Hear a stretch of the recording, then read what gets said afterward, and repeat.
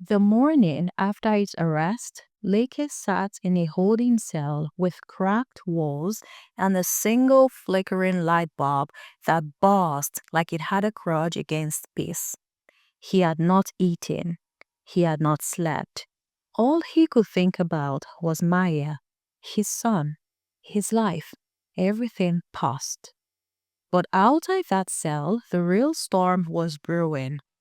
Chief Bamidele, Tope's father, the man who owned half the billboards in Makoko Heights and three-quarters of its politicians, had already made a few calls, not to get justice, no, but to avoid disgrace. Tope had made a mess, he knew it. And Chief wasn't about to let his last name trend for the wrong reasons. He was robbed, the chief repeated to the police commissioner. At gunpoint, in broad daylight, his voice boomed like he was playing to an audience. He didn't care about the details, he just wanted a name, a face, a scapegoat. The commissioner nodded. We have someone in custody who fits the description. Then finish it. Chill's voice dropped low and dangerous. I don't want a case. I want a conviction. And just like that, the game was set. Leakey was charged with armed robbery. No fingerprint, no weapon, no camera footage, just one person pointing a finger. Tokwe. At the hearing, Leakey stood in court in single hand trousers and a faded shirt they given him from a donation box. Across from him, Tokwe arrived in a tailored blazer, flanked by two security guards and a family lawyer. Tokwe's eyes flickered when he saw Leakey, and just for a moment, regret? Maybe, but fear took over very fast. He knew that this had spiraled too far. He hadn't meant for a guy to actually go to prison.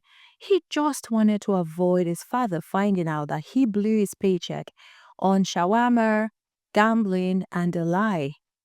But now he was in too deep. When the judge asked, Are you sure this is the man who robbed you? Tope swallowed hard.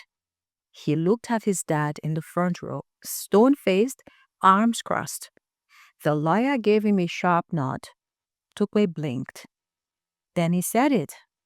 I'm 110% sure. Lake's jaw tightened, and that was the moment. The nail. The police testified to vague statements, half-baked procedures, and a whole lot of assumptions. But that didn't matter at all. Not in a system already greased with influence. No other witnesses, no proper defense, no second chances. 10 minutes later, the verdict landed like a punch to the gut. Guilty. Sentenced to 45 years. Maya, sitting at the back with her baby in her arms, let out a sound somewhere between a gasp and a scream. Lake didn't cry. He just stared at the floor, like he was watching his own life disappear under his feet. That night, Tokbe could not sleep.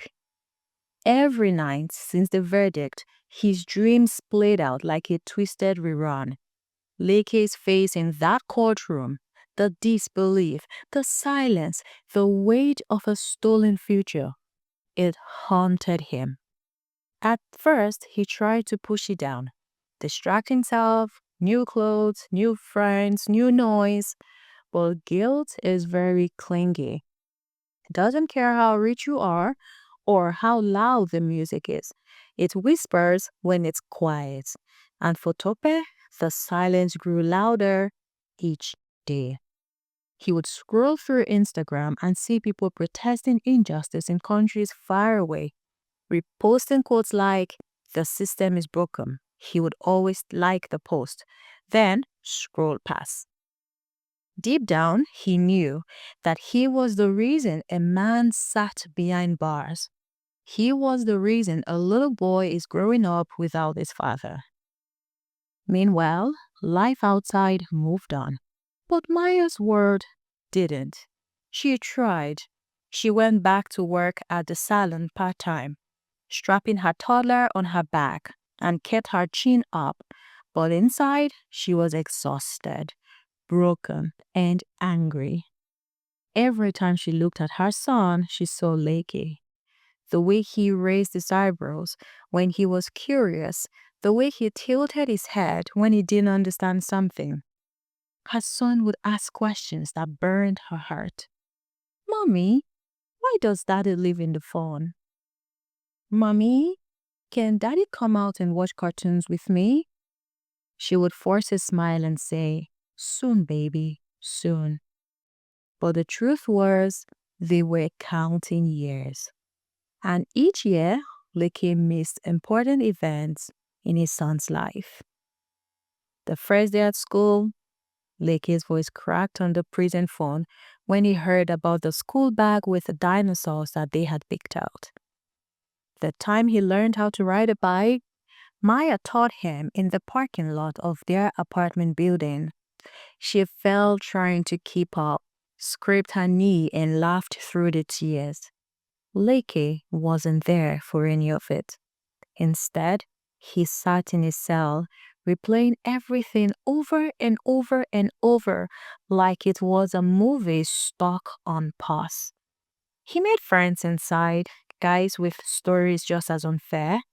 They called him Pastor Leakey because he was always praying, always hopeful. But some nights, all he could do was to cry quietly so his cellmate wouldn't hear.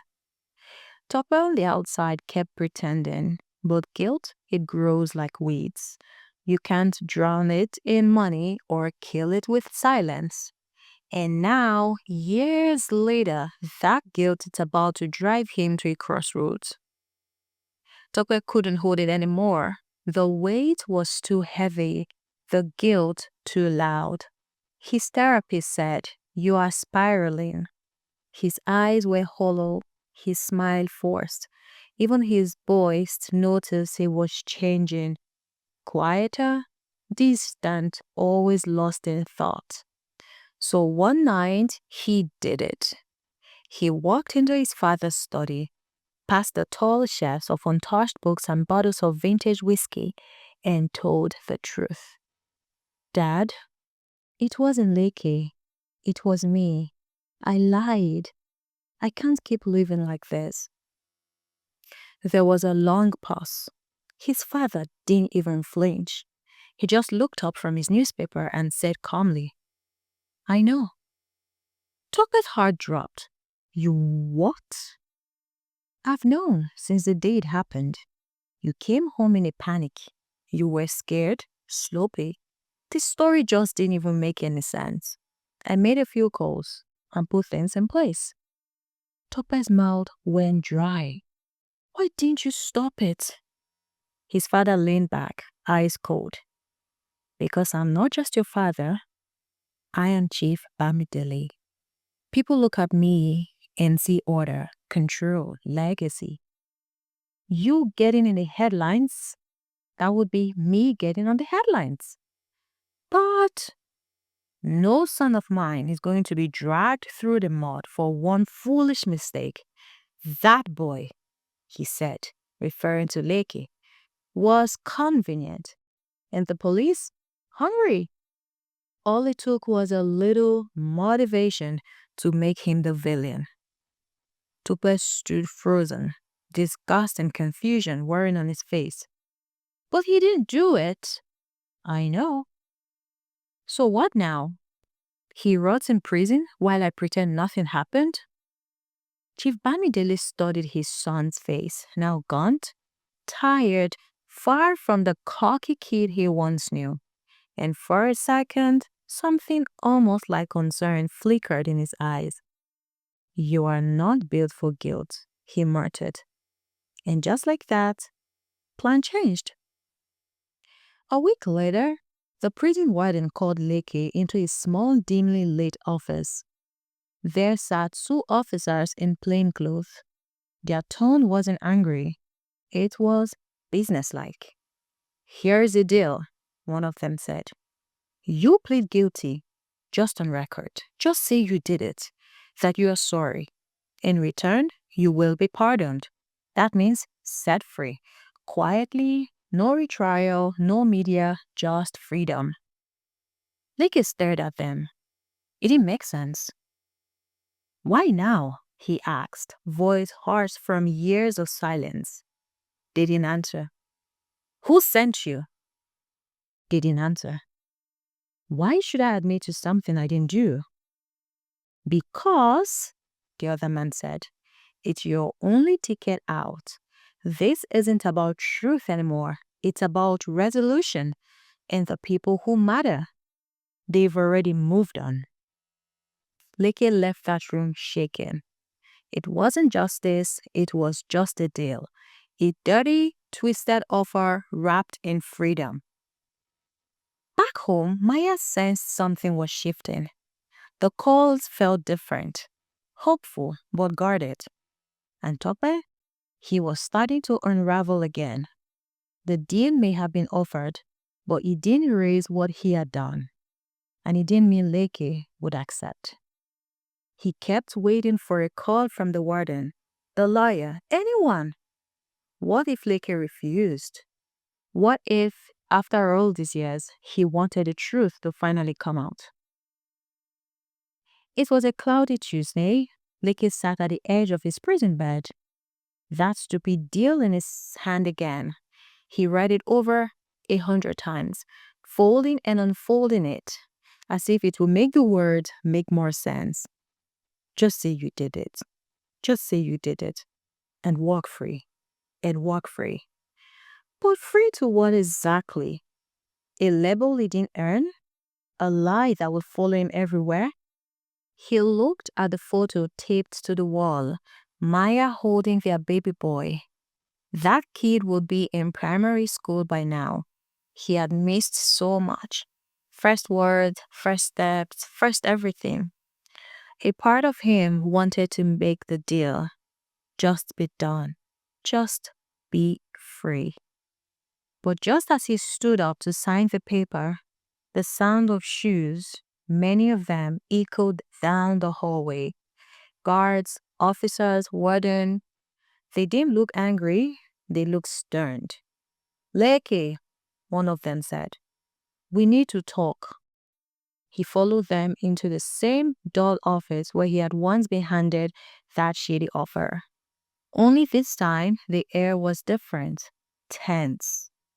One officer cleared his throat. We have an official statement. A young man named Tope Bamidele came into the station early this morning and confessed. Leakey blinked. What? He described the scene. He provided evidence. He wasn't robbed. His father tried to stop him, but the confession is on record. It's real. Leakey sat down slowly, eyes wide, heart pounding. Wait, he admitted it? Openly? Yes.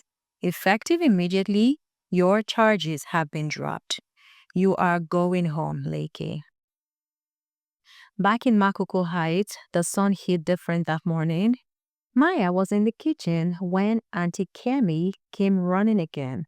But this time, no tears, no whispers. Just 3 breathless words. Leakey is free. She dropped the spoon. For a moment, she froze. She couldn't move. She couldn't breathe. She couldn't believe it. Tears filled her eyes as she grabbed her son, now tall enough to ask, What's happening, Mommy? She smiled through her sobs. Daddy's coming home. Meanwhile, Tope sat on his bed in his father's mansion, waiting for the fallout. His father hadn't spoken to him since the confession. No yelling, no punishment, just silence. But for the first time in years, Tope felt peace. Maybe the world would never forgive him, but he had finally forgiven himself. Leakey stepped outside the prison gates in the same shirt he wore when he went in. The sun warmed his face. The truth had taken everything from him. But maybe, just maybe, it was also giving something back. Tokwe sat across from his father in their high-rise home office, clean, sterile, filled with silence that screamed louder than any siren. His father, Chief Bamidele, was sipping imported scotch, again, staring out the window like he was too tired to look at his own son. Tokwe finally broke the silence. "You knew I didn't do the right thing. You let me lie in court." The chief sighed, heavy, slow, like someone who hadn't slept properly since the truth started haunting the corners of his mansion. "You would have been eaten alive if the truth came out," he muttered. "I was protecting my family name." Tobe clenched his fist. "And what did that legacy do to Lake's bloodline?" The words hung in the air like smoke from a slow burning fire. And soon after, Tope asked to meet Leke. The day Tope stepped into the cafe where they agreed to meet, he was a shadow of the cocky rich kid Leke once saw. No designer drip, no bodyguards, just him and remorse. Leke sat at the table sipping his usual Zobo blend, eyes calm but sharp. Tope stood in front of him for a bit before finally saying, "Leke, I'm sorry. Not the cute Instagram kind, the real one. I ruined your life, and I live with that every day." Leke looked up, nodded slowly. "You didn't ruin my life. You only paused it. But I'm pressing play again." Then Tope slid a folder on the table. "This is everything. My statement, my timeline. I'm going to the press. I want to set the record straight in public. I don't want your son to grow up looking at his father as a robber." Leke exhaled, then did something wild. He smiled. "I already forgave you, bro. And honestly, what matters most is you told the truth. The truth freed me more than the gates of that prison ever could." Tope blinked, caught between tears and relief. Then came the twist no one expected. "Let's start something," Leke said. "A firm. For the wrongly accused. For those who don't have names, wealth, or connections. Let's fight for them." And they did. Black Box Initiative. The name? It was inspired by the aircraft black box that holds the truth even after a crash. Leke and Tokwe co-founded it with a mission to dig up hidden truth and free the silence. They hired lawyers, ex-cons, therapists, and advocates. They gave voice to the voiceless and even got international attention. Maya joined the leadership team. Their son, he started showing up at youth events wearing a shirt that reads, "My daddy is a justice warrior." And for Chief Bamidele, he never publicly endorsed the firm. But quiet donations kept rolling in, and he always asked for updates on their cases. From a lie that locked up Leke to a truth that opened up the world for others. Because sometimes the worst thing that happens to you becomes the best reason to rise. Hey, mama lovers! Thank you for listening all the way to the end. Now tell me, should Leke have forgiven Tope? Why or why not? Would you take a fake guilty plea even if it meant freedom? Or would you rather wait for the truth to come out? And of course, I'd like to know what you think in the comment section. Please like, subscribe, comment, and share this video with your friends. I'll see you in the next mind-bustling stories, and bye!